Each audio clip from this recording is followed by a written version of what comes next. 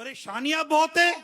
अरे रिश्वतें खाओ, सूद खाओ, नमाजें कजा करो, कुरान बरसों तक खोला नहीं जाएगा, अल्लाह उसके रसूल का जिक्र नहीं किया जाएगा, बेपर्दगियां की जाएंगी, बदकारियां माशरे में आम हो जाएंगी, घरों में शादियों में दावतों में शराबें पी जाएंगी, मुसलमानों के घरों में जुए खेले जाएंगे।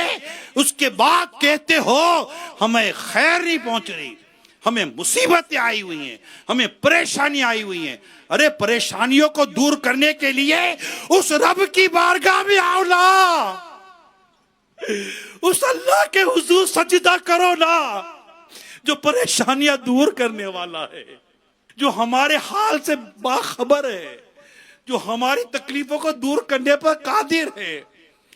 आए ना सब मिलकर तौबा करें, सारा घर बैठकर अपने रब के हुजूर इस्तिगफार करें, जो नमाज़े कज़ा करने की आदत है उनको दूर करें, जो रमजान के रोजे बिना इजाजत शरई कज़ा करने की आदत है उसको दूर करें। ज़कात फर्ज होने के बावजूद जब लोग ज़कात नहीं देंगे, उशर फर्ज होने के बावजूद अपनी फसलों का उशर नहीं देंगे, अपने फलों की और अपनी चीजों की ज़कातें नहीं देंगे, अपने जानवरों की ज़कातें नहीं देंगे, हज फर्ज हो जाने के बावजूद जब हज नहीं करेंगे, इतनी खुलकर धड़ल्ले के साथ अपने रब की नाफरमानी करने के बाद हम किस खैर का इंतजार कर रहे हैं? बताइए किस खैर का इंतजार कर रहे हैं?